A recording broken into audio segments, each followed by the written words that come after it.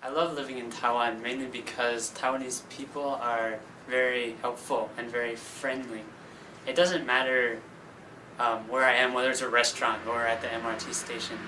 The employees or just people passing by are always equally willing to help me to do whatever I need to do or go wherever I need to go.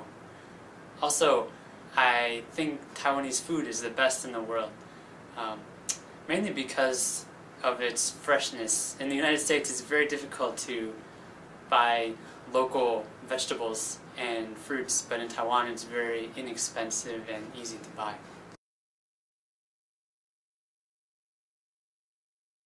The most common Chinese writing error that I correct is redundant wording, where several words are used to express one idea.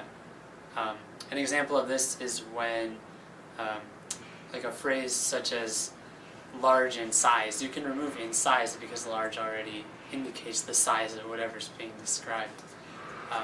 This is a crucial change because in English writing, ideas are the most clearly expressed when they are expressed using just a few words. Also, I think this prevents peer reviewers of journals from providing overly general comments such as the English quality of this paper is poor. The second most common error is the use of non-parallel structures in series and lists.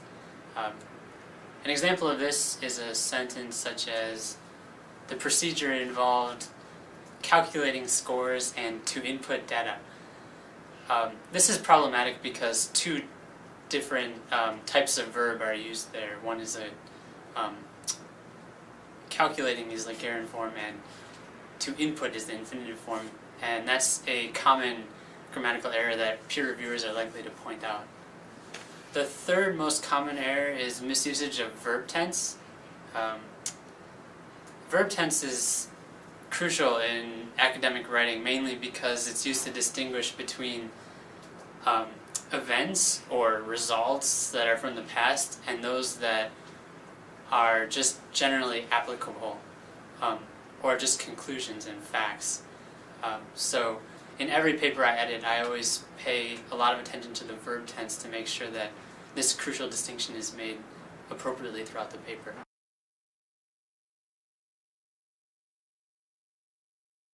I'm an editor because I enjoy reading and I enjoy solving puzzles. While I'm editing, I get to read a lot of papers about various scientific topics, and I also learn a lot about the English language. Regarding the puzzles, sometimes rearranging a sentence so that it both expresses the author's meaning and is grammatically correct can be a puzzle, and I derive a lot of satisfaction from making the pieces fit.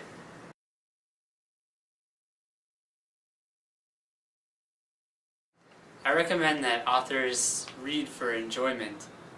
Through reading, it's very easy to learn how words are used in different contexts, and it's also easy to naturally absorb the grammatical conventions of the English language.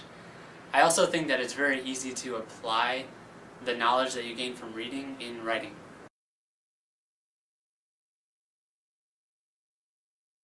At Wallace, we place a lot of emphasis on education. When I edited papers previously, I simply gave the author a revised copy without explaining my changes. But at Wallace, I always add several comments explaining all of the revisions. This not only helps authors revise their manuscript, but it also provides them with a lot of knowledge that they can apply when they're writing papers in the future.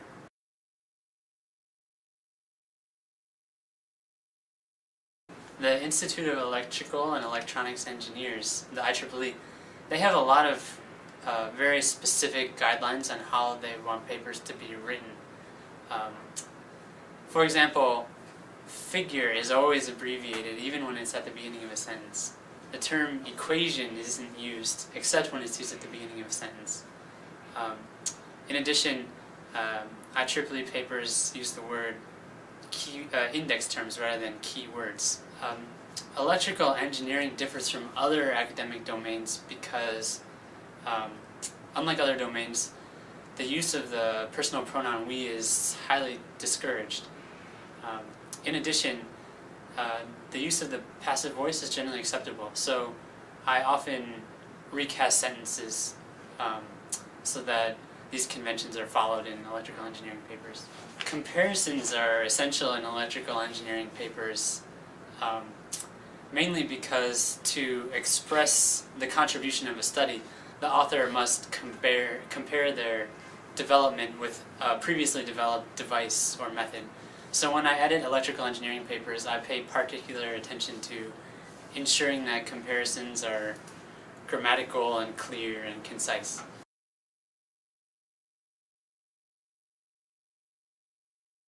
Medical language can differ substantially from conventional formal English.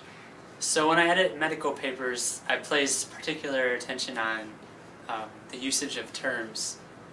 This is particularly evident in the way patients should be described in medical papers. First, medical writing must be highly specific. Where possible, a group of patients should not be described simply as females, which describes only the sex of the patients. They should also be specified according to their age.